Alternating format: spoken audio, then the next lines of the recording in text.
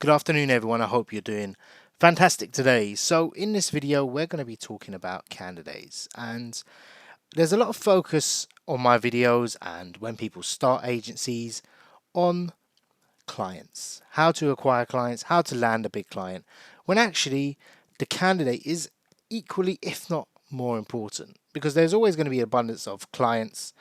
Sometimes there's never any candidates. I've recruited for positions where there was only 4 people in the UK with that skill set. So you can imagine how difficult it was. And I had their details.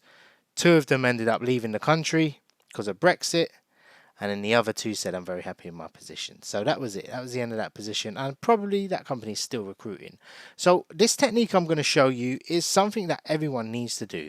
Whether you've just started, whether you are just starting, it's going to serve 2 purposes. One is you're going to get an insight into what clients are going to have the demand. The second one is you're going to see what candidates are actually in the market and applying. So when a client posts a position on Indeed, because it's free to do, most of them do it, they get an influx of candidates. Now, if they get a lot of candidates, that means chances are if you contact them, they're not going to be too impressed or over the moon about it. They're going to say, look, we've got plenty of candidates, or they're not going to not reply. So posting job ads on Indeed, which is free to do, will give you an indication of whether or not the client is struggling already. That gives you a good indication of that location for that particular job. Most clients are going to struggle in that area. I can do business development there and give you a bit of data around the market. Now that's kind of, once you get going, you'll appreciate that more. However, posting a job on Indeed is free. Now, if you want to gather, we used to call it farming CVs. So you'd farm CVs, especially if you started a new region. Before you actually done any business development, you'd try and get a database of about 2,000 CVs. Yeah? So you could do this before you actually start in your agency. So you can gather CVs. Now, GDPR compliant, etc. But you must make sure that the job you're posting actually exists. Yeah? And that's an important thing. Do with it what you will. I'm sure you've all got jobs posted. You've all got jobs already. So you'd literally post a job.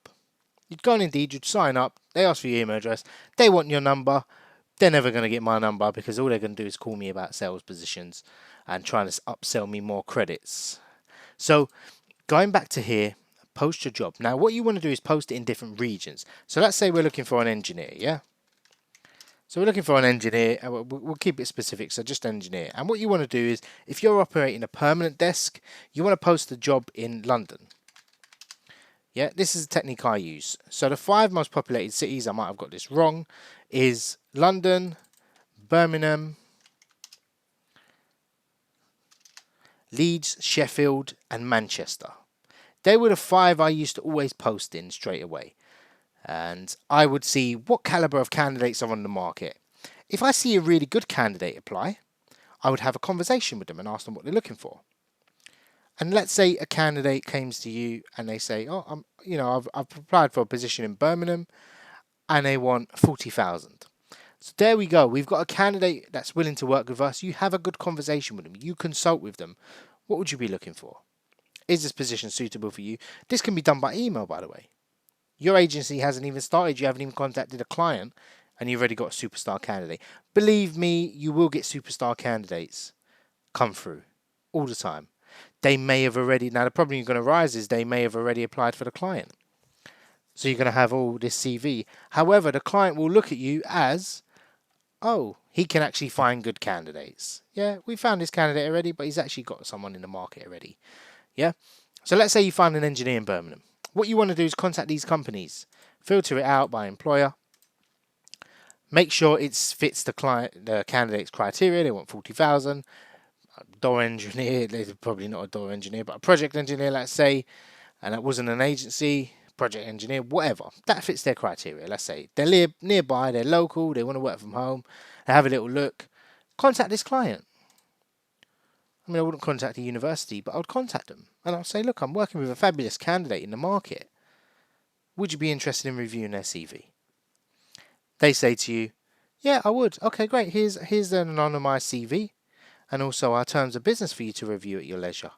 Please let me know if you'd like to proceed. This is our rates, etc. And that is literally a way to get the ball rolling. That sounds beautifully simple. A lot of things will go wrong. But it's a free method to dip your toe in the water. If you're thinking, oh, I might start my agency in a few months, well, stick some copy and paste job ads out. Yeah, provided you actually have the job.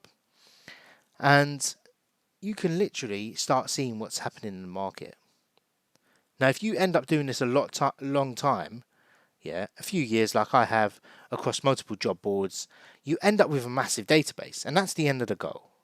Yeah. Very rarely for specific skill sets actually someone comes on the market that I don't know about. It's very rare. Newly graduates or someone really expertise. Don't forget, some people will be in their job for 6 years and then suddenly come on the market. Now, if you go on Google and you Google jobs near me, the first thing that comes up is Indeed. Yeah, candidates will go to Google first when they start looking for a job. 99% of them. So they're going to think, Indeed, okay, great. I'll upload my CV, have a little look at the jobs there, and don't forget, posting jobs.